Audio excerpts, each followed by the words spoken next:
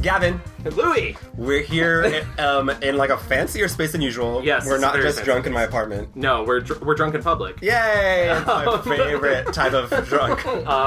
But this, first of all, let's just get this out of the way. This is another episode of the Mixed Reviews. Hi everyone, thanks so much for being here. And we have a very special guest, and it's our first time having a guest, so I'm super excited. Please welcome to the show, Dan Mecca. Hello. Hi. What an honor. It is. What an honor! Let me just pull out Dan Mecca's resume real quick, and just so you know... Spot on Foley work. Yeah, well, thank you. We call that props. Dan Mecca, you are a director, writer, producer. On top of that, you're a co-founder of the website The Film Stage, which is a wonderful film website, and if you've not gone there, you should. Thank you so much. Just so flattering. And I do want to say, when I told certain gays that I live with that you were going to be our first guest, he was like, "You're having Dan Mecca on to talk about Jane Fonda, a straight guy to talk about Jane Fonda." Drag! But you have, once again, all those credentials I listed. On top of that, the most important credential of all, you actually fucking listen to the show. I do. And I everybody else who's asked me to be a guest, they're like, "Can I be a guest?" I was like, "Have you listened?" And they say no one else does. I do listen. And Exactly. I'm so pleased to be with you guys. I look forward to being Mixing a it part up. of the Mixed Reviews world, the Mixed Reviews playlist, and also I now officially love Jane Fonda. Yes. I always loved her in a more of a abstract way. Right. Now you appreciate the And work. now I know that I love her. Right. In a deep way. I do want to give you extra credit as well. You actually suggested Jane Fonda, because I was talking about Louie and I talking about what we should do next, and you're like, "Book club's coming out. Why don't you do Jane Fonda?" Book club, baby. Book club. Book club. Let's talk about book club only. Yeah, exactly. It's good. So for the It's next just the hour, book club And pod. but specifically Jane Fonda and her wig. yes, and it is a wig, right? 100%. Gavin, how dare you? Of course it's a wig. Yeah. It has to be a wig. We'll get to that in the fast And forward. then if we talk about book club, it'll become a Candice Bergen podcast. That's coming soon. Absolutely. So, as I mentioned, we this week are talking about Jane Fonda. Right. Normally, this is when we would do old business about Jim Carrey. So, Gavin, you don't need to drag me as hard. I forgot to put up a poll for Jim Carrey, but like, we all know. We all know. You know? It's clearly the Oh yeah, the poll of what his best movie. Yeah, Dan, what's your favorite Jim Carrey movie? Yeah, I was thinking because I listened to the Jim Carrey one, and you guys went hard on Jim. But Jim Carrey best movie, or your favorite, maybe not or best. favorite. I mean, I ride for all. I guess I ride for all the '94 movies, right? When his star-making year. Yep. I am a little less of an Ace Ventura person, than other people. I mean, I think we all just sort of aged out of it. I guess so. Yeah. I mean, but it has like endured though. We talked. Oh, yeah. You guys talked about that, like the scene. The Finkel is what is it? A Einhorn is yeah. Finkel. I mean, that's like Iconic. All of weirdly Right. offensive now, but it's very iconic. Yeah, still. exactly. I was It's going like to say it's something. a Your weird middle endurance ground. is correct. It's a very weird middle ground. I love How the Grinch Stole. No, I'm kidding. Yeah, How the Grinch Stole Christmas, which It's something that we didn't even mention. Right. No. His best movie, I think, is The Truman Show. I mean, it doesn't even come close. People love Eternal Sunshine. I like. it seems like me and Dan really are in the same. I love The Truman Show. Do you guys need me to leave? Are you going to kiss? 'Cause- I mean, we already did. Yeah. So good. I mean, I don't know what you were talking about. Hi, Kelly. Anyways. But so that is of the past. Like we said today, we're gonna speak about Jane Fonda, Jane American Fonda. icon. Yeah, Queen Jane. I would say, especially something. So I was very nice to you. The other reason that it was great to have you on is I was able to give you a full month, which is Louie and I get about 2 weeks to do this, which is a lot to cram in, and you knew way ahead of time, and so A lot of Jane out there. yeah, I was gonna say because There's a there's lot of Jane. so much. And I would say that she is more prolific than her very famous father. Yeah. You know? I suppose that's true, right? Henry made a lot of movies, but I think people forget with Jane Fonda that she made so many movies so young, and Right. then we know now that she took a long break while she was married to Ted Turner, right? I mean, Yeah. which is the '90s, basically. No, that they're absolutely gone. coincides. But yeah, I mean, like the '60s, '70s, '80s, she was knocking them out every year. Yeah, basically. absolutely. It's kind of crazy. And always looking amazing. Always. And like I don't want to be like gross like guys talking about women, but like she is somebody who like really prided herself on the way that she looked, for better or for worse, and we'll get into that during the rewind. But like, yeah, she just to this day, she's 80 fucking years old. I know, 80 years old, and she's still playing the sex kitten. Yes, absolutely, and I believe it. I got so much respect for that. And not to go back to book club because I'm sure we'll come back. In book club, they say Diane Keaton's like, 51 is when I was born, which implies they're all the same age, which is like nonsense. That means that Jane is playing down like 14 years, right, exactly, and the only one fully pulling it off. Yeah, I mean, it's so Jane crazy. Fonda supposed to be the same age as Mary Steenburgen, and I'm like, sure, Jan. I love Mary Steenburgen was just on RuPaul's podcast, and she's like, it's great to have a movie out there where all the characters are over 65. Now, I will tell you, I was 64 when we shot it. It's just what a queen. Way to go, Mary Steenburgen. All right, Gavin, you have the unenviable task of getting us through the rewind this week. All right. Hit it. So Jane Fonda, this is very complicated, and I will tell you guys, I did the work. I listened to her entire book, 27 hours of her autobiography. I did the work. Okay, America. America. I did the work. Jane Seymour Fonda. Strong name. Was born. Her middle name's Seymour? Yeah. So there's another actress named Jane Seymour. On top of that, her name was spelled with a Y, and she took it out. Jane? Jayne. Oh, wow. Like Mansfield. She was born December 21st, 1937. Wow. As I mentioned before, she's 80 years old. It's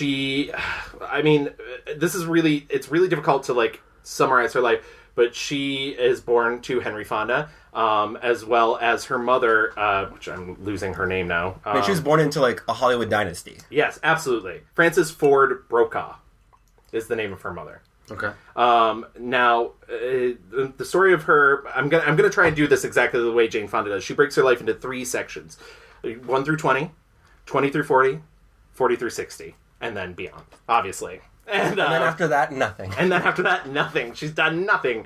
Her early life was kind of fraught. Her father was really emotionally detached from her. He was always working, always doing plays, doing movies, and she just never really felt the connection to him. And it's funny because she says that sort of led to her shutting off the emotional part of herself. She discovered a mantra in herself that she would constantly repeat. She didn't realize it until much older, that whenever anything happened bad, she would just repeat in her head, I can fix it, I can make it better, I can make it better. And so she would put this pressure on herself even from a young age. Her mother, Frances Ford, was very depressed to the point where she had to be hospitalized. And she kind of resented her mother for this. And because of that, her last chance to see her mother came home to visit with a nurse, and she wouldn't come downstairs to see her. In fact, she convinced her younger brother, Peter Fonda, to stay upstairs and play with her, but eventually Peter did go downstairs, and little did she know, her mother would kill herself shortly thereafter. Jesus. Her mother was actually home to find an implement to cut her own throat with. Yikes. That night, after she discovered her mother was dead, she was told by her father that her mother had had a heart attack and died suddenly. Wow. And he then left to go be in a play that night. Just not grieving, just left home. Classic Hank. Exactly. And it wasn't until later in school, around the age of 14, that somebody had passed her a magazine, and in the magazine it said her mother had killed herself. Oh, wow. And that's how she discovered. A year after my mother died, I was in study hall, and a girlfriend passed me a movie magazine in which it said that my mother had cut her throat. And of course, I thought if I had gone downstairs and seen her, and that day that she came to the house, then she wouldn't have killed herself. It was my fault. So, I went through life with a lot of guilt, the way kids do. It's all about me. It's all my fault. Many years later, when I got the records from the institution where my mother killed herself, it was a big packet. I remember when it arrived, and I started to shake. I got in bed. I was so cold, and I started reading it, and it was a lot of reports from doctors and nurses, and then suddenly in the middle, there were about 12, 15 pages typed with little handwritten notes in the margins. And one of the most important things that I learned is that she had been sexually abused.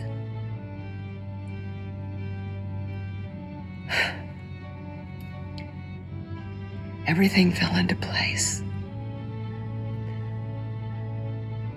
I wanted to take her in my arms and tell her how sorry I was, that I understood why it had been the way it was. But also, I was able to forgive myself. It had nothing to do with me. Because of all of this stuff that happened, and also just like the undue pressure of being part of Dynasty, she also began in her early teens, which she learned from a fellow classmate who she does not name in her book. She became bulimic. And this lasted until her 40s. Jeez. Yeah, she was bulimic and anorexic, and you can see it in some of the films when she's, Barbarella specifically, she's very thin. And obviously, like, she's padded, when she's... But like, she is... It's not healthy. Mm-hmm. And but she genuinely believed this was the only way to stardom. One of my favorite stories she tells in the book, and I actually have an audio clip of this, is meeting Greta Garbo, who was one of the few celebrities that actually talked to her. And not just talked to her, like her father would throw these parties, and Garbo was so bored at a party, she invited her to go swim in the lake.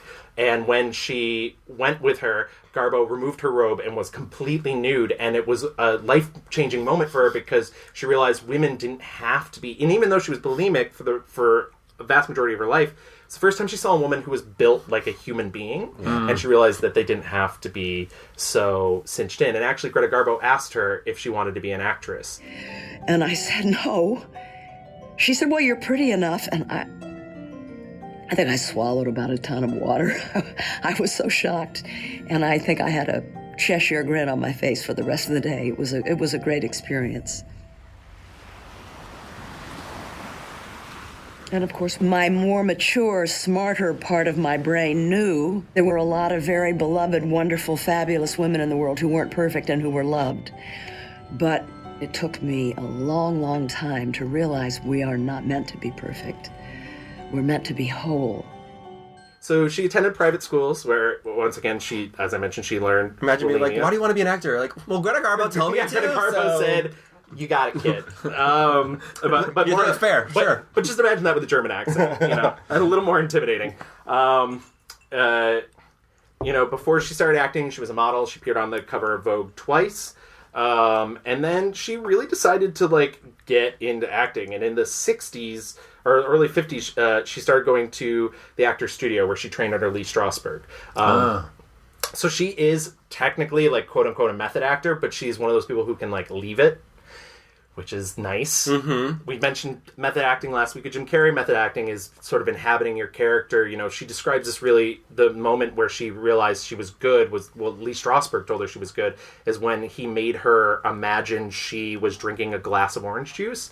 And she was so good at performing this sort of mime work that he was like, you have this. You have it. He was like, go to Paris, work the streets as a mime. Paint your face. Yeah. Yeah, exactly. Do the Robin Williams route.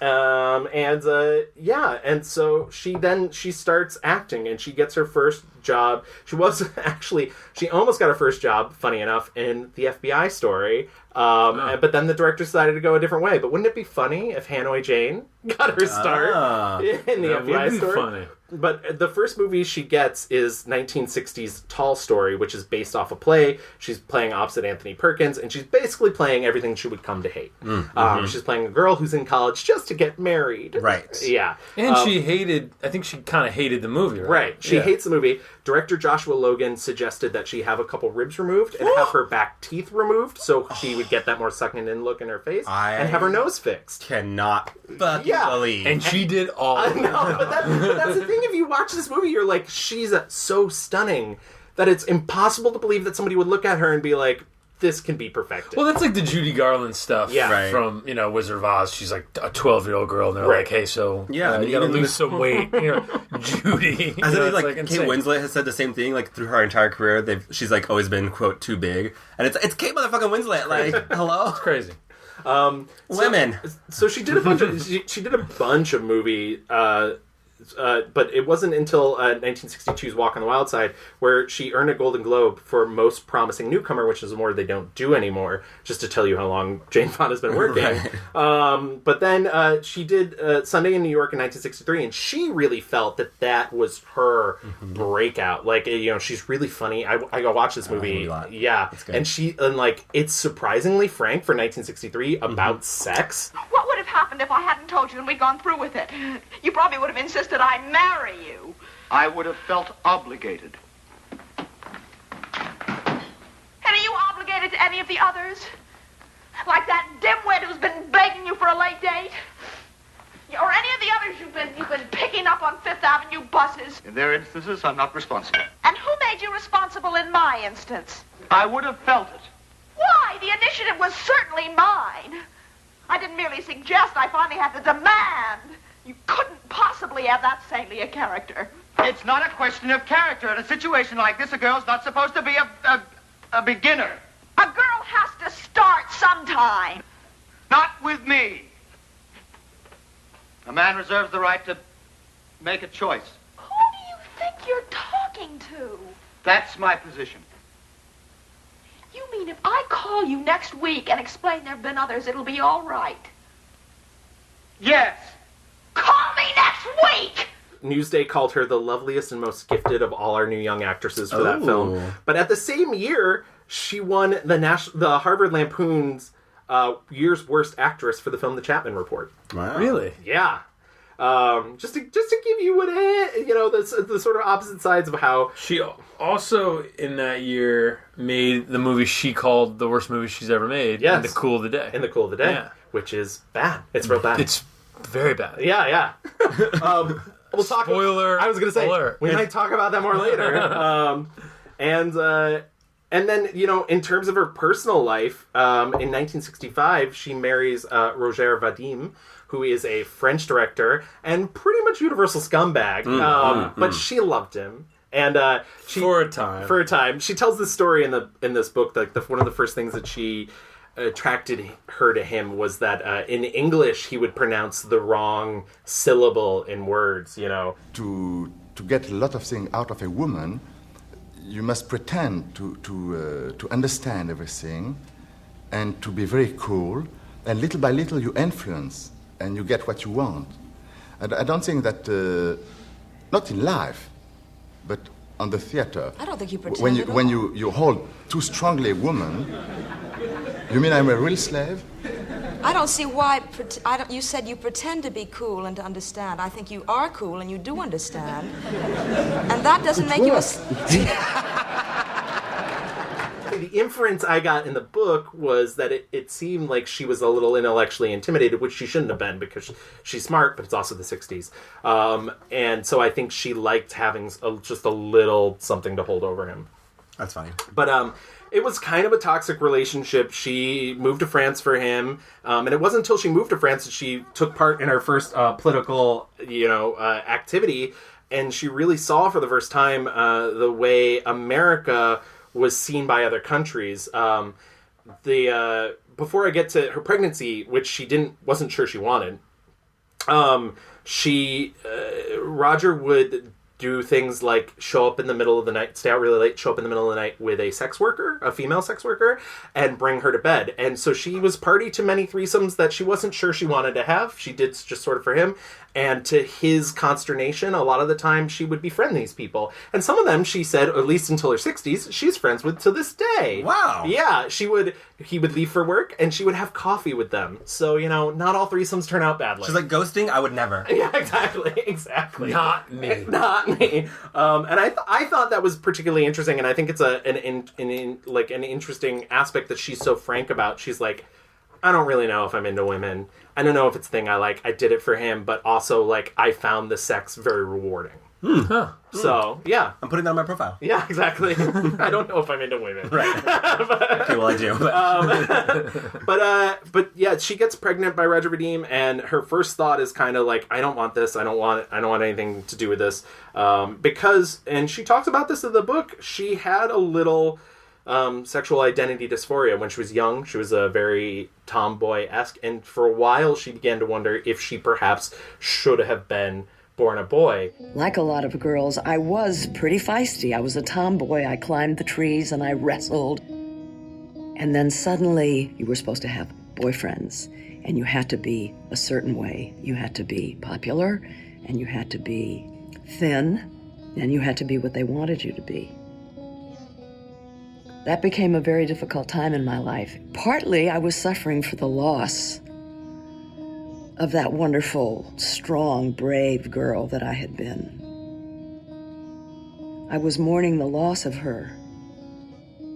And so I slept a lot and didn't know what to do with myself, and I was floundering. My father called me frivolous and lazy. He didn't realize that I was suffering. Starving myself, anorexic, bulimic, etc. and so forth. I'll be perfect. I was on this toxic quest for perfection, and it is toxic. It's an interesting feeling to hear this prominent actress, this prominent sex symbol, talk about this sort of slight dysphoria. In the end, she's mentioned she's very comfortable being a woman, but it is something that crossed her mind for many, many years because she didn't like being seen in that sort of Barbarella sort of way. It's funny, in the book, she talks about how, she's just happy that she's not seen as Barbarella anymore. She loves the movie. She likes that she can watch the movie, but she's really happy that that's not what people are like. Right. When the Hanoi J thing happened, she was like, well, that's fine by me. It's funny because I always thought she has this masculine energy. I mean, her voice is very masculine. Her features, I mean, obviously she's a gorgeous woman and she's clearly this sex icon. But I think maybe it's because her sex icon status is in part thanks to her ability to kind of inhabit both the masculine and feminine. Then she just kind of lives in all of it. I don't know. I think no. I absolutely think you're right. I do think that's one of the things that I've really responded to in a lot of her films, even in Tall Story. Yeah.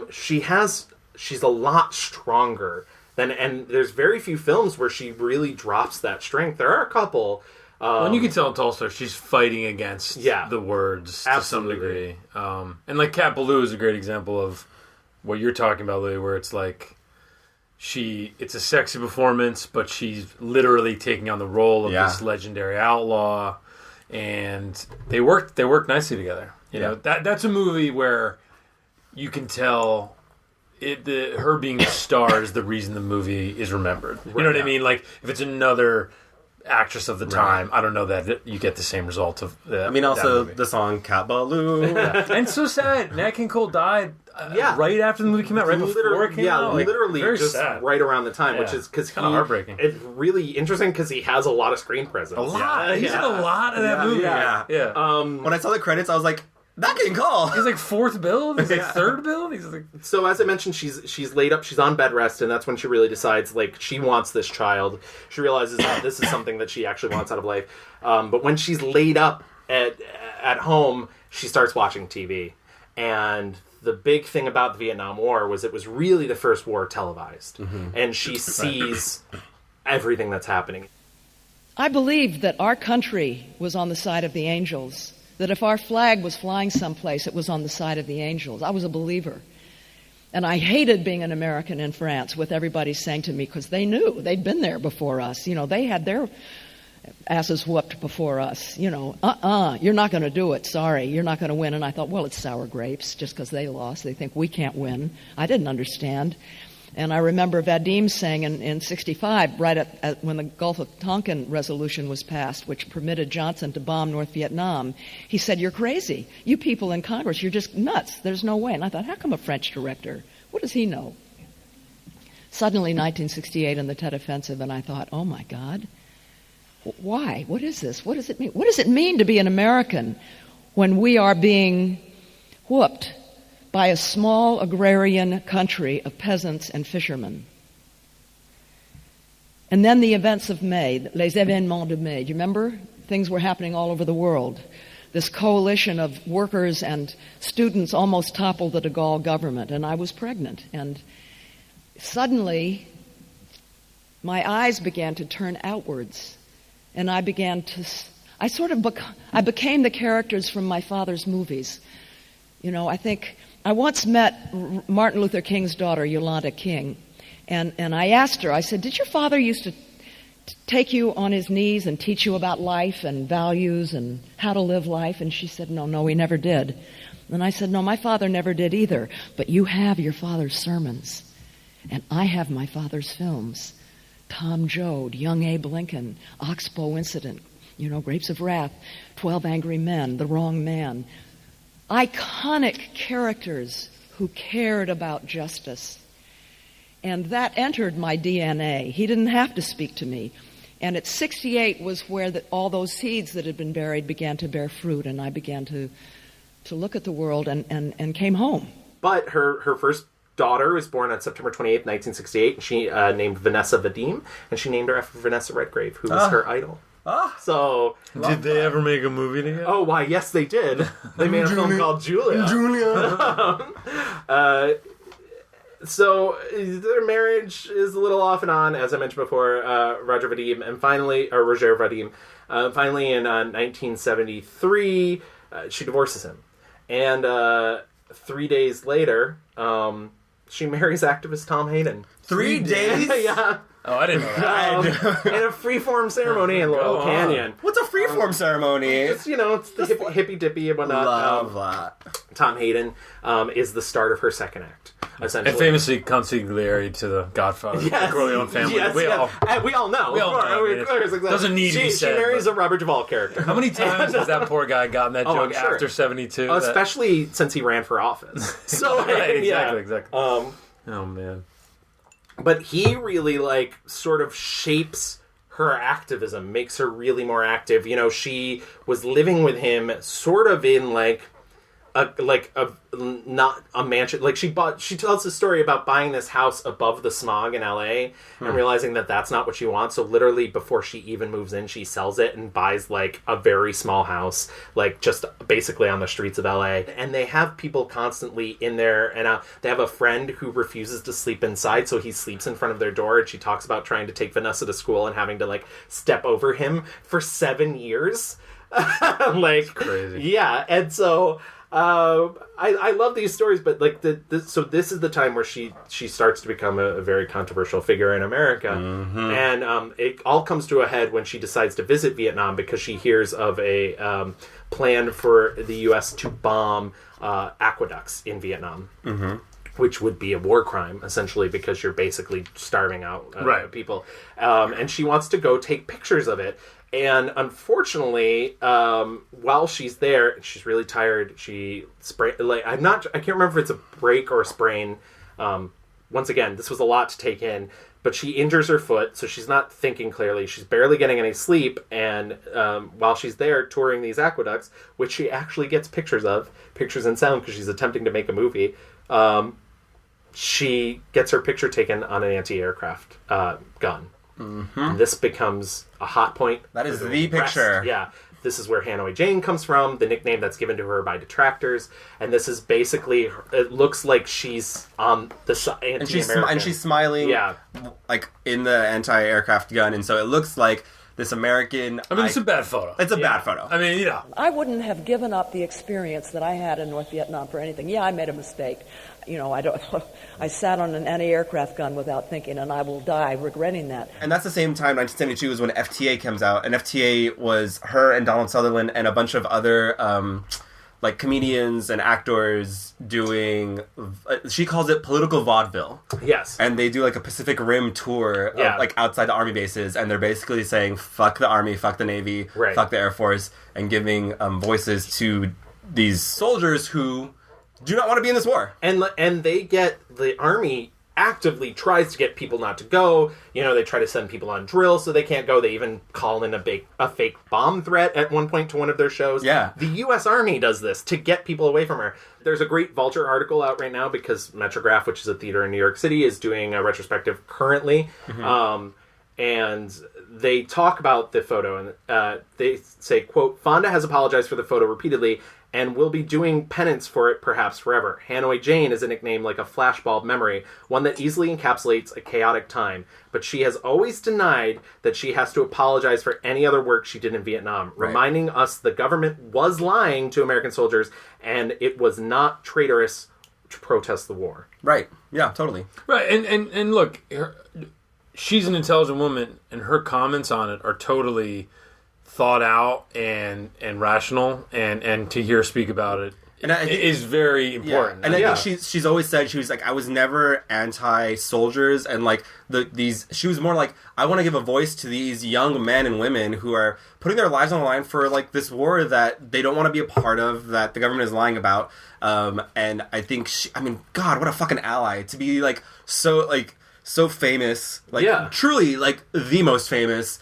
and so beautiful, and have all this money. And she's like, you know what? I'm gonna like go on tour. This was before the internet. She was not like out there live tweeting in Vietnam. Yeah. Like she was like, I'm getting on a plane with Donald Sutherland, and we're gonna go put some shows on. And she won. And to your point, she won her first Oscar early in that year for Clute. And on top of that, very famously, and one of the things she talks about many times is, one of the things that she always worries about is when she was younger, she spoke too much and didn't listen enough. And I would say that that Oscars was really the point in which she really perfected the listening, because she thought to herself, should I say something? Should I say something? And she doesn't. Yeah, I think she says, she's like, I think everyone was expecting me to use that platform when she wins her Oscar to like do a whole thing. And instead she says, thank you very much, members of the Academy, and thank all of you who applauded. There's a great deal to say, and I'm not going to say it tonight. I would just like to really thank you very much. I mean, she's intelligent, like you said. She knows what's going on. She knows what the perception of her is, and I think it's really smart of her to like separate. This is my job as an entertainer, and then in my real life, I need to go and do my thing that I can do to help entertain and help soldiers who have an awful, fucking thing that they're doing and they want to be out of. So I can't imagine, especially in this pre-internet world where it's like any little sound clip, any photo, any little thing is all you're gonna see and get. Right. I don't want to stay too long in the 70s, but it's such an important part of our time. But I will say, this is really when things start to get crazy. She later was able to obtain her FBI files and through a Freedom of Information Act, and she found out that she was subject to a massive campaign that was attempting to charge her with sedition. This label is given to a person who advises, counsels, urges, or in any manner causes attempts to cause insubordination, disloyalty, mutiny, or refusal of duty by any member of the military and naval forces of the United States. Because she was so vocal about the Vietnam War, her file was given the codename Gamma Series, and she found out that her bank turned over her financial statements. The CIA opened her mail, which was the first case of this ever happening to an American citizen. Like, these are important things that, like, of really creepy things that the government did to her. 3 years. They spent 3 years targeting her under the watch of J. Edgar Hoover. And finally, the FBI determined that nothing could be brought to her. And in she mentions this in her book, one of the personal notes, one of the people overseeing the investigation was, this investigation is not legal because it seems like you're just targeting a private citizen, somebody that you do not like. Right. And because she had a voice. Right.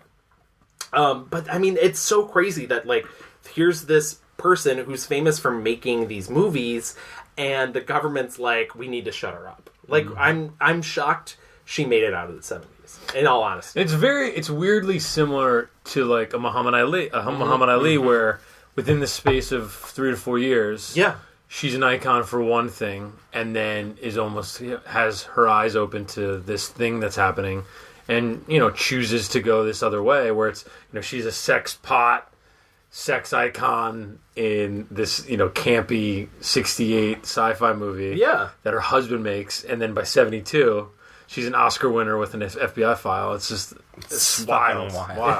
I do want to say real quick, too, just before we move on to... I mentioned that she was making a movie over there when she was filming.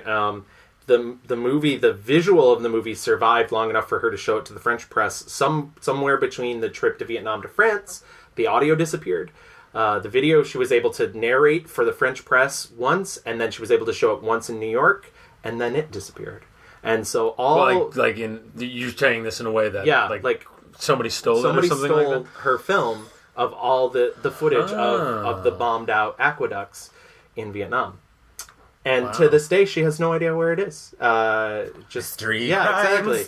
Mr. Plum. Obviously, somebody thought she wouldn't be able to present it without the audio. She was, and so video had to go too. It's fascinating. She has a son. His son, Troy O'Donovan Garrity, was born July 7th, 1973 in Los Angeles. And then her and Hayden unofficially adopted an African-American teenager, Mary Luann Williams, also known as Lulu. She was a daughter of the member of the Black Panthers because Fonda had connections everywhere, essentially. And she helped him run his Senate campaign, and they seemed to have a really decent relationship, but slowly you could tell there were some tensions pulling them apart. And she doesn't cite this as a reason, but I can definitely see it being a really shitty thing that happened. So she decides to really start making more political films, and you see a string of her films in the 70s. Yeah, absolutely. And one more than ever, more than some of the others, is Coming Home. And they see an early cut of that film. They air it. It's about 3 hours. It's an early cut, as I mentioned. All films go through, if you listen to this podcast, I'm sure you know, but all films go through early cuts, rough cuts that are way too long. Tom Hayden comes with her, is silent throughout the entire screening, and as the credits roll, he gets up and pats her on the shoulder and said, "Nice try." Ooh, for coming home? Mm-hmm. Oh. Why? Wow. He didn't feel it went far enough. He didn't feel that it presented the politics, the anti-war politics that he stood for far enough. Nice try. Relax, dude. Relax, Tom. Yeah. So in 1990, and she said, "Fuck you! I'm getting my Oscar for it." And she felt a lot. Second Oscar. She felt a lot of tension growing in that relationship. And prior to their divorce, she does something that she never thought she would do. She has breast implants, and it really fucks her up because it's one of those things that she was like, I'm never going to alter myself to fit standards of beauty, and she does it, and it's something that just hammers the nail into the relationship. So in 1990, they divorce. And real quick, before we move on into the next section of her life, I know this is going on really long. She has a really long life. She makes a film with her father on Golden Pond in the early 80s. Yep. And it is really a moment of catharsis for her because she never felt that he believed in her as an actor, and he definitely did not care for the method. And she talks about one specific moment in the film. The scene where I have to say to him, I want to be your friend. And I wanted him to have emotion as well. And so I waited for his close-up, and I did something that he always hated. He didn't like anything to happen that hadn't been rehearsed. And I reached out and I touched his arm, and he flinched, and tears came to his eyes, and he went like this. And if you look at the movie, you can see he ducks his head like this, but I saw. I saw. That's all you need. The movie kind of really parallels their real relationship. Yeah. She plays his daughter, right? And a lot of the movie is this woman being like, "I hate Dad. Dad doesn't love me. He never has." And she's doing her best to like make her life work. And he's like a crotchety old, son of a gun. And so it's really seeing it is really like you're getting a little glimpse into their reality. Totally. And he died soon after, huh? Yeah. And the other important thing that happens in the 80s before we move into the 90s is she breaks her foot a second time and realizes she can't do ballet. She was a very strict ballet person. That's how she kept herself thin besides bulimia. And she needs to discover another way to keep herself thin. How does she do, guys? She discovers aerobics. Oh my god! She learns aerobics. The best thing. Yeah, absolutely. 5-star reviews for Jane Fonda's. All of them. All 15 of the workouts. Yeah. Julie Mecca loves those aerobics. Oh, shout out to Julie Mecca. She starts this aerobics thing. She learns it from a woman in California, and she realizes that she can start teaching. She starts teaching on film sets. People are like, "You're really great at this." And a friend of hers is like, "You should monetize this." And what's really brilliant, the most brilliant thing, she talks about how like VCRs when they first came out were super expensive, and nobody had any reason to own them. Yeah. Because you wouldn't watch things multiple times because they don't have the culture that we have where we buy a film and we watch it over and over and over again. But if you have something to watch over and over again, like a daily exercise routine, perhaps. So smart. Yeah. Literally, Jane Fonda is the reason why Americans were like, VCRs! Yeah. Absolutely. And they weirdly did that club noise. People don't talk about that enough. Exactly. Jane Fonda invented aerobics and the club noise. Yeah. This is why we do this. You guys do it is the worldwide most sold VHS tapes ever, right? Yeah. Welcome to my 12th workout video. I bet you didn't know there were 12 of them. All kinds of classes for different levels of fitness. The class we're doing today is 60 minutes of interval aerobics designed to maximize fat burning and cardiovascular fitness, and it's for all levels. This kind of interval training requires you to increase the level of intensity that you're working at for a short period of time, then slow down a bit, repeating this pattern in intervals throughout the class. Competitive athletes have used intense interval training for years to improve their performance, and it's a great way to burn stored fat. And initially she starts it to supplement her charities, and she does a lot of charities. She does camps for underprivileged kids, and it was a lot of a mixture of kids. It was kids with illnesses, kids who have disabilities, inner city youths, and it's really, like, she does a really great thing with this money, which is something that people don't talk about, because I think people think that she did it just to garner wealth. Right. And really, she was just funneling this money back and out. And to be, like, hot. Yeah, exactly. Which was, I mean, she was. She was. Yeah. She was. And so we enter the third section of her life, which is the weirdest section, and the section I wish lasted shorter in the book. But literally, once again, she's divorced in 1990, and Ted Turner calls her like a week later and is like, "Hey, I hear you're divorced," and she describes as this like fast talking, spot on Ted Turner. Yeah, absolutely. Spot on Ted Turner. And he starts to woo her, and she's a little put off because he like owns all this land and he's very rich, and she's very like not this, but he's this one part in the book she tells him, and I was like, he sounds awful. He's telling her like his favorite things, and he's like, as a kid I loved Attila the Hun and I loved Alexander the Great, but now my idols are Mahatma Gandhi and Martin Luther King, and I was just like, he sounds like a bad guy, Jane. Don't do it. A fuckboy if I ever heard one. She rebuffs him at first. She starts dating an Italian. Italian doesn't work out. He calls her back, and he's like, I hear you're not dating that Italian anymore. And so he wears her down, in much the way that Steve Urkel wears down Laura. And he becomes her third husband on December 21st of 1991 in a ranch near Caps, Florida. They get married. The pair, they last for 10 years. She decides to go into retirement from acting. Her last film is in 90, I believe. Yeah, 1990. She makes a couple of final movies, And she decides to go into retirement partially because she says she's not feeling it anymore, but also Ted is a little controlling, and he says, like, I couldn't have a wife working that much. I couldn't have a wife away that much. And she forms a really good relationship with his kids and everything, but at the same time, clearly, like, the first time she catches him cheating on her is 2 years into their marriage, and as she describes in the book, she's like, I'm not a violent person, but I hit him with a car phone repeatedly, and all I could think to myself while it was happening was, wouldn't this be funny if somebody did this in a movie? And their relationship, like, it doesn't last. And on May 22nd of 2001, she divorces him, and she says he drops her off at an airport and immediately gets into a car with his mistress and drives away. Ted. Yeah. Fucking Ted. It feels like a very Ted Turner move. I don't know the man. Don't know the man, but it feels right. It feels on brand. Mm-hmm. After that, she decides she wants to be her own person. And that's really... She talks about how she really molded herself to be, this person that each of her husbands... She conflates this with her bad relationship with her father that shut off her emotions, so she would find people that she could become the thing that they wanted. Roger Vadim, she was the sex pot. Thomas Hayden, she was the ultra activist. And Ted Turner, she was the socialite wife. And it really bugged her that she spent so much time in her life being other people. Now, I think that's a little unfair to herself, because I think a lot of the stuff that she did as an activist was really important, and not because of Thomas Hayden. And I think she was headed down that road even without him. Right. It just makes sense that she ended up with him. The socialite stuff, I don't know. She had a decade of that. Yeah, exactly. He's a rich guy. Exactly. But also, I can imagine, like, she's like, oh, well, like, this is what Mom and Dad's life was like, and so it's not, like, completely off the mark. I mean, maybe if she doesn't like it or she doesn't want to do it, cool. But it doesn't feel, like, completely out of the realm that a Fonda would want to be a socialite in, like, society.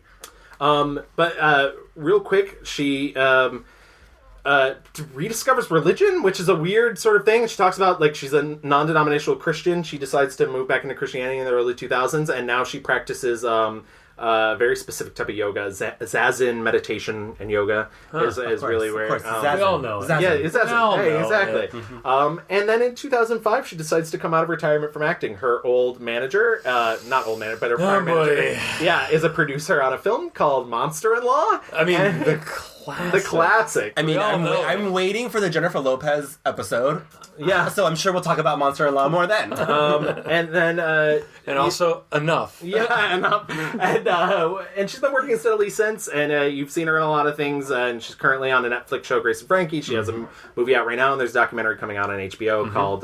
Jane Fonda in 5X. Jane Fonda in 5X, which will be out soon, and we'll talk more about that in the fast forward. I do want to mention, as you mentioned, she's... twice Academy Award winner for Clute for Best Actress and for Coming Home for Best Actress. In 1962, she was awarded the honorary title of Miss Army Recruiting by the Pentagon. Little did they know! Little did they fucking know. In 1981, she was awarded the Women in Film Crystal Award. And yeah, she's literally just so awarded. I do want to mention, once again, I know this is going long, but charitable works. She's basically spent the rest of her life focused on charitable works, focused on youth, education, adolescent reproductive health, which is very important, environment, human services, and the arts. Fonda has established the Georgia Campaign for Adolescent Power and Potential in the mid-1990s, and the Fonda Family Foundation in the late 90s, which was actually the first $1 million for that, was given to her by Ted Turner at her 60th birthday. So, in the mid-2000s, Fonda founded the Jane Fonda Foundation in 2004 with $1 million of her own money as a charitable corporation, with herself as president, chair, directory, and secretary, and she contributes 10 hours each week on its behalf. I know that doesn't sound like a lot, but when you're a working actress, to take a full day off, I mean, that's not nothing. Yeah, that's impressive. That's really impressive. She also does a lot of outreach for at-risk youth, especially in terms of sexuality and sexual identity. It's something she's very passionate about. She's a true living legend, and an ally for so many. I mean, just looking at her work, like after that's those string of movies where she's like, I'm going to make movies that are saying something important and that I believe in. Something to me. Yeah, and I'm not going to Barbarella was fun and all that, but she was like, I'm fucking over men just wanting to I fuck me. Yeah. Well, and she speaks to, I think she speaks to the idea of growing into yourself, you were talking about. I mean, the thing that I came away from watching her movies more than anything was you can watch how she changed in her movies, in her performances, in her life, in her life's work. And, for every, quote-unquote mistake that the public believes she made or what have you, she turns another corner and goes another direction and is doing things. And nothing stops her, right? Yeah. And even with the Ted Turner thing as a funny, aside in her life, I'm sure Jane talked about that with us, or if it's in this documentary coming out later this year, it would make total sense, right? She speaks to a full life. I mean, it's interesting. She's definitely a fascinating subject. As I mentioned before, she's 80 and she's still going strong. She's still going strong. As I read this, I'm about to turn 78. And though I know you'll find this hard to believe, this is the happiest I have ever been. It was all worth it, the good and the bad. So don't give up. I'm proud of you, because you will never settle for less than you think you can attain. Love, Jane. Should we get into our 5-star reviews? 1-star reviews? I think we should go with, just because I want to get the Band-Aid off because I love her so much, let's go with 1-star reviews. 1-star reviews. I'm just gonna jump in and say, how many of us are voting for Georgia Rule? So, I'm not. Okay. Am I the only one in Georgia Rules? No. I think it's a really bad performance. Okay. Nonetheless. Yes. And a bad movie. I don't love it. I'll talk about it. Okay, so Georgia Rule is 2007, and it's after Monster-in-Law, so it's in her comeback tour. It is, because she... which was, bandied about a bit. Yeah. I do remember my mom, watching the Today Show and being like, Jane's back. Yeah. I didn't touch on this, but she initially was only going to do those 2 movies because they could shoot in and around her schedule, because she was living in Georgia at the time, and Georgia Rule was actually shot in Georgia, and then she was like, cool, I'm done, and then she was like, I don't want this to be the last. Right. So Georgia Rule, perhaps mostly famous for being Lindsay Lohan's true combustion of her life and career. Also starring Felicity Huffman, who deserves better. Yes. Deserves better, Felicity. I know, it made me sad watching Georgia Rule, where you were like, she got nominated for Transamerica. Yep, right. Yep. And then it's like, where'd you go? I mean, she was in that show that people liked. Desperate Housewives, that show people liked? No, the John Ridley show. That would just American Crime or something. Oh, yeah. People like that. People like that. So this movie, 2007, directed by Gary Marshall, and I keep forgetting that. I just remember like the stories coming out on like E! and like Entertainment Tonight, just being like, they can't control Lindsay on set, and blah, blah, blah. And I didn't know what this movie was about. I finally saw it. I didn't know what it was about either. I thought I was shocked. Well, in fairness, the I don't think the marketing was all like hides what the movie's about. Yeah, they thought like it says it's a comedy drama. It is not. Yeah, like seeing Jane Fonda say like "fuck you" to Lindsay Lohan does not a comedy make. Essentially, this movie's about Lindsay Lohan's character, who is like a fuck up. And Felicity Huffman plays her mother, and she's like, I can't deal with her. And so she drops her off at her mom's home in Idaho, and that's Jane's house, and she believes in God and hard work. And so Jane is Georgia. Yeah. Yes, Jane is Georgia. And she's got rules. It's a big theme. Like Dua Lipa. Yes. And so she's like, under my house, you'll be in by... And the whole thing... I like that she's become Katharine Hepburn. Yeah, it is. She, like, was taking on Golden Pond. Yeah, and she's like, I got this. Katie Heps. I'm not going to get too deep into, like, what the fuck this movie's about, but essentially it's, like, Lindsay Lohan trying to fuck Dylan McDermott, but he's, like, mourning his, like... I'll give the one thing I'll give the movie. Dylan McDermott's the only person giving a performance. Guys, I'm sorry. Dermot Mulroney. Dermot Mulroney, you're right! You guys are making the mistake. Shit, you're right. I love that you're making the classic mistake. Are they not the same? It's the same person. Dermot Mulroney, you're right. It's Dermot Mulroney. It could be Dylan McDermott. There's a scene where he has a confrontation with her, and she's like... she's mad at him, and she's just gone fishing, and she hits him, and he just, like, the line delivery of, like, don't hit me with fish. Right. Is the best line delivery in that entire movie. Essentially, she, like, tells him that she's been sexually assaulted by her stepfather. Yes. But then she's like, but was I? That's the whole movie. And the whole movie is like, that is literally the whole movie. And poor Felicity Huffman, who's married to this man, just played by Carrie Elwes. Played poorly by Carrie Elwes, whom I love, but like and Felicity is like going for broke. Like she's an alcoholic, and she's like, I don't know what's happening. And literally Lindsay Lohan's character is just, and she's just like, no, I lied, Mom, because I'm crazy. Like I'm because I wanted you to actually believe me more. Everybody else believed me. Right. And the movie just like vacillates between going back and forth and whether or not Lindsay Lohan actually got fucked when she was 12 years old by her stepfather. And the movie is a fucking... I was like, who's this movie for? Yeah. No. I mean, yeah, no, exactly. The only thing I find interesting about the movie that I give it a little credit for is it is trying to explore like the muddled nature of abuse, I suppose. Right. Obviously, Gary Marshall's the wrong person to deliver it. I mean, and the tone is very almost offensively light. It's offensive. Just real like, can you talk a little more about Jane Fonda though? Because like, there's not a character there. No, Jane. And then there's not. She's. So I guess she's supposed to be the person that's like going to shape Lindsay's character into like a woman who wants to like get her act together and like what I did with your mother. Jane doesn't do much. She kind of... And it feels like it almost feels like an editing choice. Yeah. Yeah. I mean, and I wonder if there's something more that was left I was going to say, for being the title of the film, because she is Georgia, she has very little screen time. And there's scenes like she confronts Carrie Elwes at one point, and you really want to see that Jane Fonda fire, and there's nothing there. You know I know. Oh, come on, Georgia. I don't care what Rachel says. I know. And that must eat at you. Having something that disgusting, criminal, known out here, exposed out in the open. If my daughter wasn't in love with you, I would kill you. And also, a weird thing about Georgia Rule is it is another case in her long and illustrious career of the wrong title for a movie. Yes. Yes. Her entire career has been about the wrong title. Yeah. Very, very strange. Because Clute is a movie not about Clute. Clute is the Bree name Daniels. Clute's the name of Donna Sutherland's PI, John Clute. Yeah. It's about Bree Daniels, who's Jane Fonda.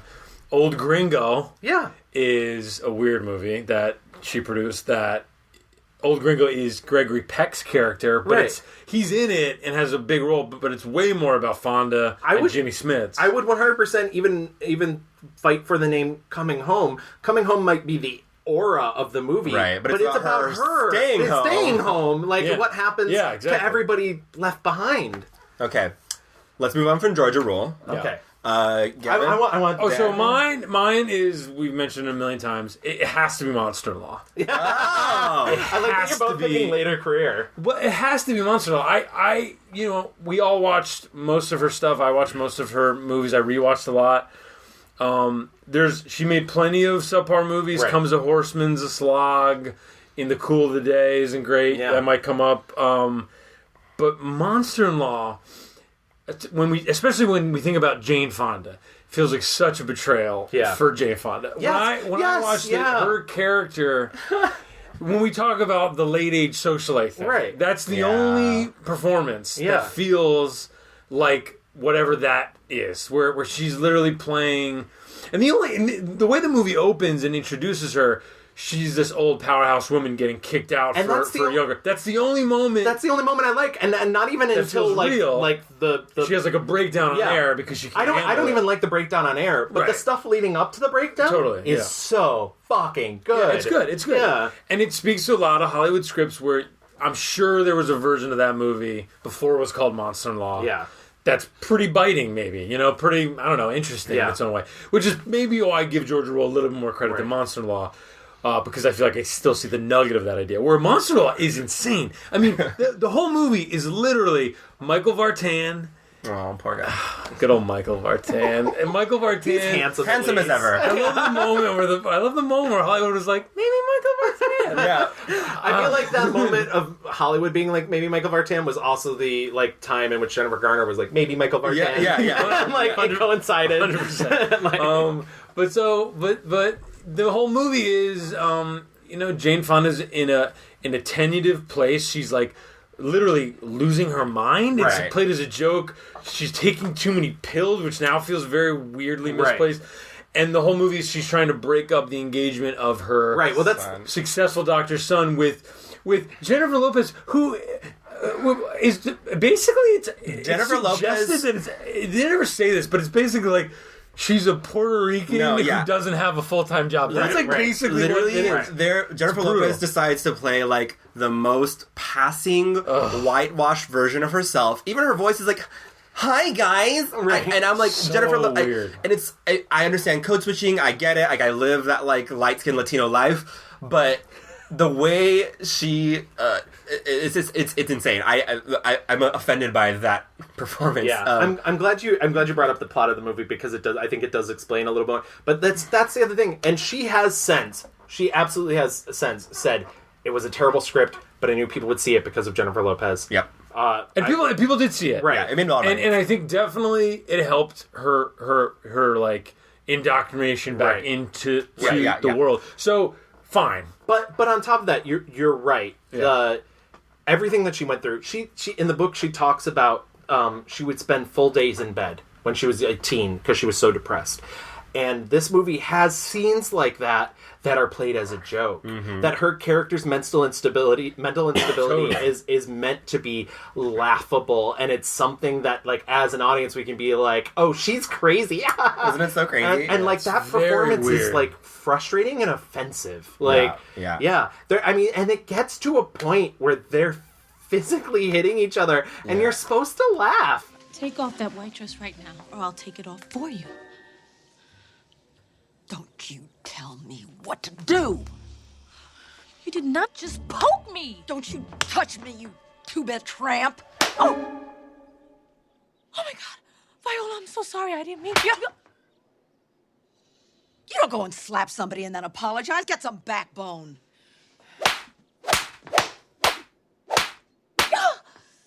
God, this is great! crazy. There's that stuff. There's also the Wanda Sykes character, who is basically playing like the funny black friend. Yeah, if they had named her Mammy, like it would have been just that much more obvious. Yeah, you're absolutely right. It's there's a million things in it that are very Adam Scott as the gay best friend that they never, but he's not gay. They never mention it. They never talk about it. They can't talk. He puts on a voice. And even there, and like there's jokes about like, and he like loves Michael Vartan. It's like he never outwardly says like, oh, I want to have sex with that guy. Right. Jennifer Lopez is like, you're my buddy, and they like I'm like, okay, we got it. Very strange movie. So strange. Really did not have a good experience watching that one. All left turns when they should have been right turns. But once again, I also think Fonda's performance is particularly bad. Too. No, I mean she's bad in the movie. I mean, shut up.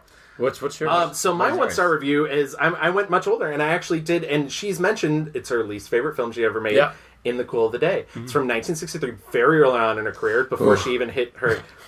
She plays basically the Satine character from Moulin Rouge. She's a sickly young girl who just also happens to be Jane Fonda. And like doesn't ever look sick at all. No, until the last 2 minutes of the movie. I think she faints a little at some point in that.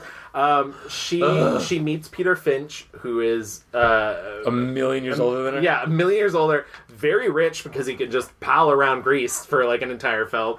And the problem is he's already married to Angela Lansbury. And on top of that, he was in a car accident with her that left her scarred, which, by the way, the scar seems to move throughout the film. Yeah, and also is not noticeable. It's not noticeable. It's like a little line here, or sometimes here. Sometimes here. And then their son died, though, right? Their son died in the tragedy thing. And because of that, Angela Lansbury is a heinous bitch. Right. What the movie does to Angela Lansbury is for literally no reason. Unforgivable. It's a sin that someone will pay for. Yeah, right. And speaking of Fonda's performance, so he falls in love with her, and I'm gonna this is you can watch the other two films. I'm gonna save you some time. I'll spoil the shit out of it for you. So she ruins his marriage, and Angela Lansbury leaves. And by the way, once Angela Lansbury leaves the movie, it's not worth watching anymore. She's clearly the star, which is crazy because the movie has Jane Fonda in it. And Jane Fonda's married too. Yes. But that's right. I always forget that. But it's a marriage of convenience. Yeah, and it's not important. It's not important. The guy clearly doesn't care. It's very strange. So they continue to travel around Greece, and then her mother finds her and is like, "You need to come home." And then she gets sick and dies, and that's it. Like literally, that's it. She's wrapped in plastic, and they have to like remove the plastic, and she has this awful death scene where she's just like, I would rather have 10 minutes than 10 years. Okay, it's a model in horror show. I didn't want you to go through this ever. I hate having you see me like this. No, Marie. Don't blame yourself for anything. I wanted life. I found it. Marie, do what we would have done together. Will you? Will you, Marie?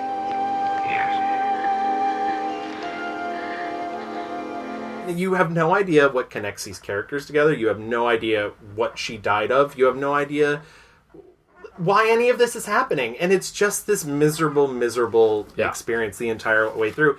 The only saving grace is it's an hour and a half. Thank God. It is a short movie. But yeah, and I will say this. That's why I feel bad that you guys picked modern performance, but they're deserved.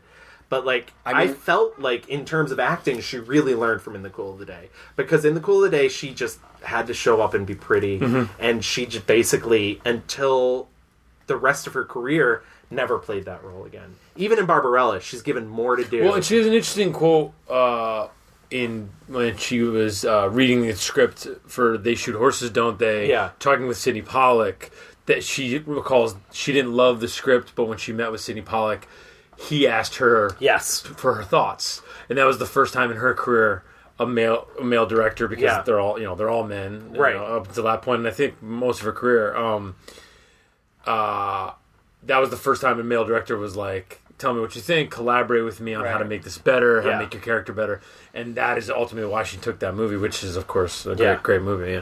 And so it's just men being men, guys being guys. And and her performance suffered for it, but I'm glad she was able to move past that, and I'm glad she had the foresight to kind of move past that. But like I said, I genuinely believe she never played that type of role ever again. Yeah. So let's move into our 5-star reviews. 5-star reviews, thank God. I have so many things that I love. Yes, but that's the one advantage of doing this, is that she does actually have so many good movies. She could have actually won the Academy Award many more times. Totally. Like, I was for a long time gonna choose The China Syndrome because I am a sucker for like journalism movies. Yeah. And I really like it a lot. But then I was like, I'm crazy because it absolutely is 9 to 5. Really? I'm a gay man. Yeah. Hello. Yeah. Are you? Surprise. I love 9 to 5. So 9 to 5 is a 1980s movie directed by Colin Higgins, and she produced it. Yeah. And she was inspired by a friend who started this organization in Boston called 9 to 5, and it's just like this high radical satire of, you know, the workplace and women having to fucking deal with the men. Yeah. And they did a lot of interviews with actual secretaries and whatnot, and like that's essentially how the script was molded. Yeah, and she said that they at first they tried doing it as a drama, and then she was like, no, I think it needs to be a comedy, and it really they shaped it really well into this thing. So it doesn't even feel preachy. It doesn't feel like, oh, we're gonna get you, like women's liberation. Like, it's really, really funny. Dolly Parton makes her theatrical debut. Also pens an iconic song. The best. I have a very funny Dolly Parton. Sorry, I don't want to interrupt you, please. but like Jane Fonda brought her son to the set, and it was very clear her 9-year-old son was like infatuated with Dolly Parton. And finally, Dolly Parton went over to meet him, and at one point she goes, do you know, Mama, feet are so small? And he didn't answer. He just shyly, and she said, because things don't grow big in the shade. Dolly Parton. What a queen. What a queen. What a queen. The queen of all queens. The queen, yeah, absolutely. And then also starring Lily Tomlin, who another American legend icon star. Yeah. And an amazing trio. I mean, an amazing trio. And Jane specifically in this movie is playing against type, really. Yeah. She's not the, like... This is one of the times I would say, yeah, like, she, as I mentioned, she exudes this sort of inner strength. Mm-hmm. I would say 9 to 5 until she comes into that character. Right. She does a really good job at reserving it and pulling it back. And I want to say, like, give a shout out to whoever did, like, the styling and, like, because she's dressed as a very conservative kind of, like, her husband has left her for his secretary, and she's like, I guess I have to work now, and I don't know how to, like, the iconic scene of her with, like, the coffee machine falling over herself and being intimidated. They did many screenings, and often they would do screenings for women who worked in offices, and during that scene, that was the most reaction they would get from the offices of, like, women shouting out, like, just push the orange button! That's so good. The movie is just iconic, and it's just about these 3 women who are plot to, you know, make their office a better place to work and come after Mr. Hart, who's an asshole. It's really ahead of the time, and I hadn't seen it in a long time, but the part at the very end when, like, all of their changes get implemented, except for the pay raise to be equal with men. Mm-hmm. I was like, Jesus Christ. That's what I'm saying. This movie, over 35 years later, this movie is still radical. Oh, totally. Yeah. And again, this is just part of Jane Fonda's, like, I'm going to make movies that are important to me and that are important to causes that are important. Like, and also solidified her relationship with Lily Tomlin, who she's now co-starring with in Grace and Frankie. Yeah, and I will say quickly, I saw a drag version of this in San Francisco, where Pandora Box played Pandora Lee, and it was everything iconic, and there's a reason. Like, and if we were going to bring back, she said what? There's so many lines in this movie that are just amazing. When Lily Tomlin's like, I demand respect. When they call Mr. Hart a lying, egotistical, oh shit! What is that? That whole thing. Judy, you've got to help me. That mob has gone crazy out there. They're trying to kill me. Why would they want to do a nasty thing like that? I don't know. I'm not such a bad guy. You're a sexist, egotistical, lying, hypocritical bigot. So I have a few faults. It made a billion, which is hyperbole, but it spawned a TV show, which, as a throwback to a previous episode, Rita Moreno played Lily Tomlin's character on the TV really? show. Yeah. Yep. Oh my god. And it also spawned a Broadway musical. Yep. Which I saw, and by the way, one of the best Broadway experiences because it was Allison Janney, and Megan Hilty, and I can't remember the third, but the night I saw it, Allison Janney forgot her lines when they were at the hospital, it was just her and Megan Hilty making each other laugh for about 10 minutes before they finally got back on script, and it was hysterical, every second of it. Yes. Wow. So you saw like a Broadway star. Yep. I was like, CJ Craig, what is happening? I think about that whenever I see a show all the time. Like, will I ever see that movie moment of like, and the line is this. But what was great is they just kept playing off. They clearly, and they were just cracking each other up. Megan Hilty was playing the Dolly Parton role. Yep. She was playing the Lily Tomlin role. Yeah, I mean, and all this is thanks to the production force that is Jane Fonda. Yeah, totally true. Blessings. Well, and one thing about Jane is, when you watch her movies as an actress, so versatile. I mean, really, truly, so versatile. My 5-star review is performance-based more than anything. Okay. And because she's made so many good movies, like you said. I'm going to choose Stanley and Iris, which is Martin Ritt's last movie, I believe. And her co-star... And that was her last film before retirement. Her last film before she took her hiatus for 15 years. It's her and Robert De Niro. She's first billed in it, which I love.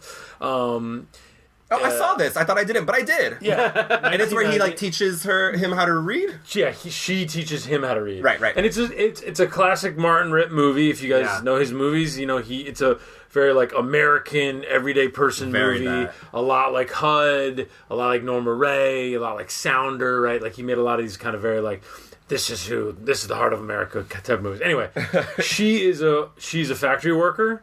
She meets this guy Stanley, who is he's like a laborer basically. He's illiterate. Yeah. He's taking care of. He tries to save her from a mugger. Exactly. Yeah. At the beginning, he's taking care of his immigrant father, who I think he's Italian and can't speak English and is getting old, and so he's working to try to take care of his father. They kind of start a romance. She's just getting over the death of her husband. She's housing her kind of defunct sister, played by Swoosie Kurtz. Yes. And her bum husband. And her kids. Martha Plimpton is her daughter. Yes. And she's great in it as well. And it's just a movie about how life's hard, and you gotta wake up every morning, and you gotta deal with shit. Right. Yeah. And it's a very, quote-unquote, small performance from Jane Fonda, but, not small at all. It's lovely. Yeah. It's very felt. It's a sweet movie. See, I like bright lights and a lot of people. I see you're feeling pretty good today. You're wearing your pink sweater. That's what you wear when you feel good. And when you feel bad, you wear the gray one. I only have 2 sweaters. Am I right or wrong?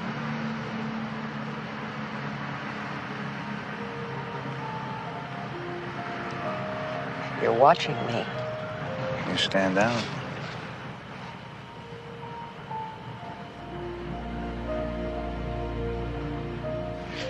I saw it at the right time for when I watched it, it touched me. I was like, you were learning how to read. Yeah, big. I'm still learning. Exactly. It was a big help. Yeah, up to tea. And then Robert De Niro is great in it, and that's a funny period of his career too. Charming, very charming, and they have a nice kind of little awkward chemistry. They do have and chemistry, it works, and it kind of makes me sad that she kind of after that decided to take a break. Yeah, because it felt like that was a new way she could have gone, maybe. She referenced that was around the time that she wasn't feeling it anymore. And part of that was actually the town that they shot it in, there was a group that formed against her, a veterans group that was essentially we don't want her to film here. And during some of the nights off, what she did is she started meeting with widows and wives of vets to try and basically talk some sense into it. So there's all this backstory to that movie that what was going on off screen. But I think it painted her it didn't do that well. No, yeah. I think that another thing you find when you look at her career is she stayed famous in the 80s, and, you know, obviously the workout videos and whatnot, but that was definitely the most successful thing. Like, she was making the movies, and she got nominated for The Morning After, which is a pretty interesting Sidney Lumet movie. But by and large, her 80s movies, post 9 to 5, didn't hit. Rollover was kind of a bust. I watched Agnes of God, which is a movie that was panned critically, yet somehow garnered 2 Oscar nominations, both for everybody but her, for Meg Tilly and Anne Bancroft. Interesting. So, like, that's... And that's kind of, I mean, that's the thing. It's like, I think she, maybe to that point, she didn't need money. Right. Maybe she thought people weren't going to see the movies. Right.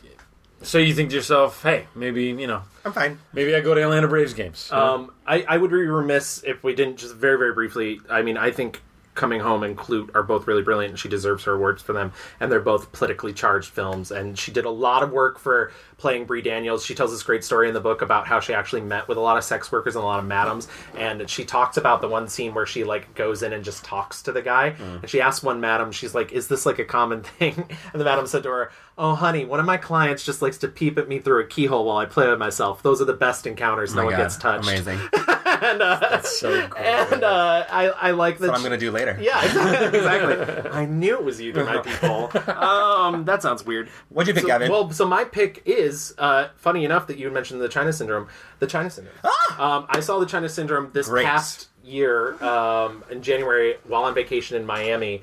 And initially, like, we were watching it super late in a hotel room at Turner Classic Movies, and I started to fall asleep, and then I couldn't fall asleep anymore because it's so tense. I've never seen a film. Tense. And essentially, she plays a reporter who they go into a nuclear facility. TV reporter. And they go into a nuclear facility. It's her and Michael Douglas, and they basically witness an accident that shouldn't happen. Basically, what could lead to a nuclear meltdown. It was like it was a fluff piece that they were there just to, like, kind of, like, show off the facility. It famously came out. The timing is unbelievable. I was just going to say, it came out a week before 3 Mile Island, and no one thought this movie was going to be a hit, and then suddenly... It's so prescient. I mean, I don't know, in the history of time, has there been a better time? Like, the movie came out, but that's what's amazing about Jane Fonda is she's always, or at least in the 70s, was always so conscious about, she picked the projects at the right time. This was, once again, a passion project. She wasn't going to star in it. She was just going to produce it. Richard Dreyfuss was going to play a documentary filmmaker. Richard Dreyfuss backed out at the last moment. They rewrote the role for a TV reporter and got her. She cast Michael Douglas. She thought their chemistry would be really good. Jack Lemmon gives an amazing performance. Yeah. He was nominated for an Academy Award for this. She was nominated for an Academy Award for this. But I don't know how he... And Michael Douglas gives it's funny to watch now. Yeah. Because he gives a nice guy performance. Yes. And it's so endearing. Yeah. And he became this totally other actor. Yeah. And to watch in 79, it's just very fast. You know, he way more role his father would have maybe played early on in his career. That's exactly it. It feels like, and it is interesting to watch both of them because I also think this is the most Henry Fonda-esque role that she ever took. That's interesting. She's the person who doesn't wants to do the right thing, but sort of feel like has reservations about it. And that's really a lot of the roles her father took on was that sort of, you know, young Mr. Lincoln, like this sort of like young Mr. Lincoln's a great example. Yeah, young Mr. Lincoln. Like I said, she wants to get it right, but she's not quite sure how to do it. But yeah, essentially, like, this tape that they have gets buried. She wants to air it, and they end up going. Like, there ends up being a standoff at the nuclear facility because she ends up sort of guilting Jack Lemmon into realizing that what happened could have been a huge disaster. And they're slowly, like, kind of... The movie's so great because it's showing you, like, these kind of, like, very alien-looking things. And, like, we don't know what the fuck's going on. Right. But, like, it looks like a lot of pressure and a lot of steam and, like, you know, and the guy, Jack Lemmon's character, he, like, knows what's going on. He's like, fuck, this doesn't look right. This doesn't look right. And, like, it's just over and over again. This doesn't look right. This doesn't look right. And she's kind of just, like, in the periphery being like, you need to say something. Something needs to happen. Right. And in a way, it reflects that portion of her, too, from when she was a child, that she's like, I can make this better. I can make this better. Yeah. And I think what my favorite thing is as much as she is method or inhabits a character, I think China Syndrome, you have the most synthesis of who Jane Fonda is as a person and at who she is as a character in this film. And a movie star. Yeah, and a movie star. Exactly. And so other people get sort of chastised for that. You get people that are like, oh, they're always playing themselves. I think this is beyond that. I think this is like her like it's just it's perfect. It's a perfect performance, and I don't want to spoil anything because this is a horror movie. It's a real life fucking horror movie. Yeah, it's so scary, very tense. But she has a moment at the end where she's basically just breaking down, and I think it's the highlight of her career. We're on the air. I met Jack Adele 2 days ago, and I'm convinced that what happened tonight was not the act of a drunk or a crazy man. Jack Adele was about to present evidence that he believed would show that this plant should be shut down. I'm sorry, I'm not very objective. Let's just hope it doesn't end here. And that is right in the middle of her best string of like movies in terms of money and critical acclaim. Yeah. 78, 79, 80, because you have, and 81 with On Golden Pond. Yeah. Because you have 9 to 5, China Syndrome, The Electric Horseman was a big hit. Not a very good movie. No, but a big but once hit. again, her and Robert Redford. Sidney Pollack again. Yeah. I mean, but also, like, 79, she does China Syndrome, like, this tense drama, and then in 80, goes into 9 to 5, and it's, like, such a high comedy. Yeah. Like, bitch, when will your fave? Okay? 81, on Golden Pond with her dad having emotional, like, breakthroughs. Like, what? Yeah. So before we head into our fast forward, I do want to just recap because I know people get upset when we don't. What was everybody's 1-star reviews and everybody's 5-star reviews? My 1-star review was Georgia Rule. My 1-star review is Monster in Law. And my 1-star review from 1961 was In the Cool Light of Day. 1963. 63, thank you. My 5-star review is 9 to 5. My 5-star review was Stanley and Iris. And that's 89, and mine is 79's The China Syndrome. Wait, so when was Stanley and Iris? 89. 89. Okay. I was going to say, we all kind of chose in the same realm. And I'll just shout out, because it's for anybody who has Filmstruck who's listening. Yeah. Tu Va Bien is her very interesting movie she made with Godard, thank you. That she actually didn't really like. It isn't actually in that much of. And they famously made a little docu-photo analysis called... Which is also on Filmstruck. Called Letter to Jane. Yeah. Which it's Godard and... Was it Godin? Yes, Godin? Yeah. It's Rodan and Godzilla. That's right. Exactly. They co-directed Tu Va Bien, and then they co-directed Letter to Jane, where they basically kind of troll Jane Fonda and also try to defend her, but they didn't like her. Right. Because I think they kind of had a falling out making Tu Va Bien. Because they kind of saw her as like an American passing as a French person. And Tu Va Bien is not very good. It's weird for you guys to hear this, but the French are a little stuck up. I don't know if you've ever heard that before. What? I know, shocking. But it's a curio, and it's worth, it's the very not the very beginning, but her reaching her peak of political activism and making this crazy French movie with Godard that's about capitalism and what have you, and it's worth it. Moving into our fast forward, as we mentioned, out now, as of 2 weeks ago, Book Club. Go on, Book Club. Wonderful, delicious films starring Diane Keaton and Mary Steenburgen and Candice Bergen. And the movie was brought to you by Waze, Bumble, Book of the Beppo. The Book of the Beppo's thing, like, because so she leaves the Bumble. rest.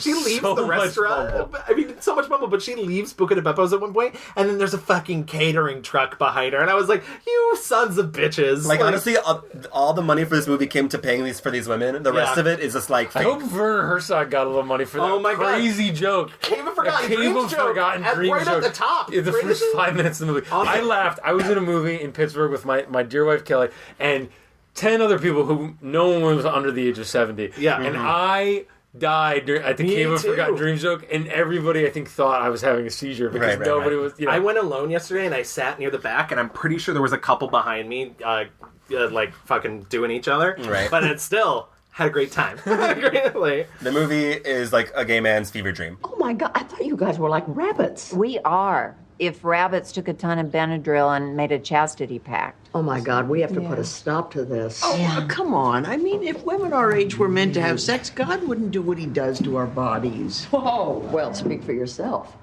Well, that was not God. That was Dr. Nazarian.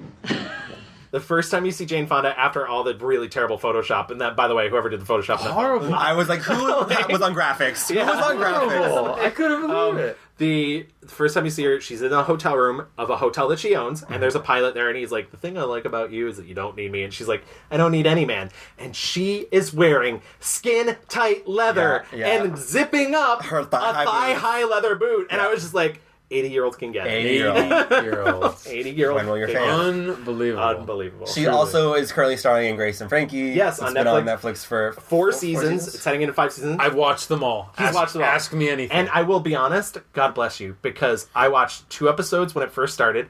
Did not like it. Right. Decided to watch 3 more. I got to episode 5 and was so angry that they did like a fantasy like death episode that I was like, this is not for me. I've been traveling a lot for work. I've watched all of them, and partly in preparation for this podcast, but also I just started watching them. But also because I like cinema. I like Lily Tomlin and Jane Fonda together. What's funny is Jane Fonda made a movie not too long ago, a Bruce Beresford movie called Peace, Love, and Misunderstanding, where she basically plays the Lily Tomlin role. She plays like an old hippie. Right. And it's so funny that then in Grace and Frankie she's playing, an uptight, And she looks great in that movie. And also that movie's fine. It's on Netflix. It's fine a is a perfect way to say it. Yeah. It's very fine. It's an interesting... there's stuff in it. I mean, Jeffrey Dean Morgan is in it. Yeah. It's a Woodstock movie. It's a movie shot in Woodstock. I know some of the people who made it. Actually, they're lovely people. What I think is interesting is you're seeing the finer points of her career reflected in a duller shape now. 100%. Because she plays the hippie version of herself in Peace, Love, and Misunderstanding. She plays the sort of on Golden Pond-esque version of herself in Our Souls at Night. Totally. And then she plays the sex kitten, the Barbarella, but full grown, full woman adult now. In Book Club. But I like that she's still diversifying her role. Yeah, absolutely, absolutely. Yeah, and it's funny that I think she's leaned a lot harder into her comedic. Yeah, I mean, I can't remember a lot of these movies that she's made in this kind of.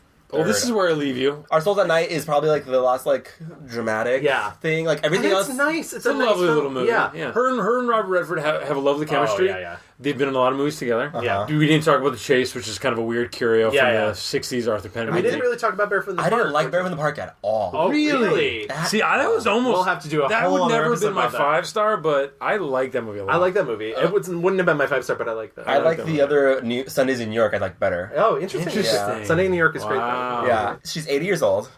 What is left for Miss Jane? I actually have a couple Book Club things. 2, probably. Hopefully. Probably. I would like to, and I know this is a lot to ask, and also she owes us nothing. Well, Grace and Frankie season 5 is coming out. Yeah, Grace and Frankie, guest starring RuPaul. Thank God. Yeah. It's a lot to ask for somebody that really doesn't owe us anything. I would love to see her get one last political, real political film. Yeah. Because she's sort of dancing around it, I feel like, with some of these projects. Yeah, I do think being a sexual woman in your 80s is a political act, but also, I don't know. I watch Coming Home, and I watch China Syndrome, and I watch Clute, and I wonder why we don't have movies that are like this today. And actually, I don't know if the MPA documentary that came out in the early 2000s talks about Coming Home, how Coming Home is a rated R movie in which a man goes down on a woman and it's very clear what's happening, and then similar scenes happen in the 90s in films, and those are rated X. Yeah. Well, Blue Valentine. That whole thing that happened. So I don't know what she could do, but I would love to see her do something more politically active. Yeah. I would say this to that point. So Jane Fonda in 5 Acts, the documentary about her, was picked up by HBO. I don't know if it was produced by HBO, but it is coming out on HBO later this year. I would bet you, if that's a well-received doc and it kind of gets that conversation, and she's been very present and, on things, Andy Cohen, Tanisha, she's been around. Yeah, the whole big Megyn Kelly dust-up, which, by the way, somebody used to work with Megyn Kelly. Fuck her. Right. I will say, I think, so her, Dolly Parton, and Lily Tomlin came out on the Oscars together, and it was, after the Me Too movement stuff ascending, and so they all came out like the fucking goddesses they are. Yeah. Right. And, I mean, so there has been talk about there's wanting to do a 9 to 5 sequel, or sequel / reboot, something where they're involved as the same characters, but it's not about them. They're right. sort of. I could see that. Right. I mean, and I imagine I would love to see just Jane being the wizened bitch who has paid her dues and knows her shit, and I mean, it feels like she's been fighting this fight for truth and women and, you know, like equality, and it's like, damn, her entire career has been this from sex pot to like... Well, you want her to have one more gem to end on. That, you know, you want... I mean, not to... I mean... We hope we have Jane Fonda for another 80 years, but, you know, as her legacy is being defined and kind of... You know, we're looking back and there are documentaries being made about her and what have you, podcasts recorded about her. I mean... She's still like the radical queen, like she like always has been. And the one other thing I would like to add in, this shocked me going over her filmography. I want her to work with a female director. Yeah, crazy this never happened. Cannot believe that in all the films she's made, she's never once worked with a female. I'll say this: Grace and Frankie, most of the episodes are directed by women. Yeah, and that shouldn't be overlooked. I admit that, but like a feature film, to your point, like it is shocking Dolly Parton has not guest starred on Grace and Frankie. Oh yeah, and it makes me a little upset, kind of. Like, I'm also I hate that. I would watch that episode. As we're talking about it, I'm kind of like, how has that happened? And they're good friends, and they're politically very different. Obviously, Dolly Parton's Southern, so like, I mean, but that's all I need to say about that. I like get Catherine Bigelow on the line, get Ava DuVernay on the line, and I bet, like, God, I would love. Now that you mention it, I would love to see that. Ugh. But I think she's got many years left of acting. I don't, Yeah, I mean, because she works a lot. Yeah, like I think it's important to her. She works a lot. Well, for now any I think age. Now she's back. I mean, I think the tentative Monster-in-Law Georgia rule. Maybe I'll do 2 and be done. Yeah, that's gone. Obviously, Grace and Frankie. I mean, whatever the quality is of it, it's a very popular show. And also, I mean, she's even said she's like, I'm done with men. Like, she's like, I love sex, but like, I don't need to have sex. She talks about that in her book. The going forward after her third act, it was about like being comfortable with herself. Because she's not been married since Ted Turner, right? So it's been 15 years. I mean, more than that. Yeah. In fact, for a while, she moved in with her daughter, and like, that's what she, it was. She wants to be her. For a while, she went full method and did Monster-in-Law. She did Monster-in-Law. As real life. Exactly. Real life. Screaming and crying and taking too many pills. Exactly. As we all do. Classic. Classic Jane. But yeah, I guess that wraps up our talk of Jane Fonda. It's we made it. We made it. I love doing this. Thank you so much for recommending this. Thank you for having me. What a pleasure. We'll get to where you can find us online, but why don't we give you a moment to plug your shit? Oh, goodness, plug. Well, so as Gavin mentioned earlier, I work for Jordan Raupin, thefilmstage.com. Check it out. It's a pretty good movie site. And my Twitter handle is DJ Mecca. Yeah, Mecca like the city, M-E-C-C-A, DJ Mecca. And on the ones and twos? And also I do DJ. Okay. Yeah. If you guys need me, booking at thefilmstage.com. And you're actually going to have a podcast through them. Oh, yes. Hopefully. Yeah, I don't want to No, I will. No, yeah. Thank you for reminding me. The Film Stage has a podcast, but we are offshooting with another podcast called The B-Side. Gavin was kind enough to guest on one of those. We're logging them now. The first one will most likely be a Tom Cruise episode ahead of Mission Impossible Fallout. My goodness. So keep your Could ears you tell to the people the grindstone. premise of that? Yeah, the B-Side, basically, the quick premise is we take we have our movie stars and we have the movies that made them stars, and then in between those movies are smaller movies or flop movies or not well-received movies that kind of get lost in the minutia of the stars' life. So we take these movies and we examine them, and we examine why did the stars make them? Are they good? Are they bad? Are they why are they? I'm excited to hear some of the other episodes. So. Yeah, so that's the next stage of that world, and Cool. Awesome. And for us, you can find us online at Twitter at The Mixed Reviews. On Facebook, we're just The Mixed Reviews. You can email us at reviewsmixed@gmail.com. And you can listen to us everywhere. We're on Spotify, Stitcher, iTunes, iHeartRadio app. We're Victrolas. Exactly. We'll be popping up in your parents' TVs, that's essentially where we're all at. And we'll be back in 2 weeks with a brand new subject. And I will put up a poll. Yes. Put up that poll. Oh, put down that poll. Okay. It's going to be a hard poll for all her movies. Guys, we need to stop talking about hard polls. It's like, thank you guys so much for listening. You're so vain. I bet you think this song is about you. Oh no, Jane. You're so vain. I bet you think this song is about you. Don't stop thinking about tomorrow. Don't stop. It'll soon be here. It'll be here better than before. Yesterday's gone. Yesterday's gone.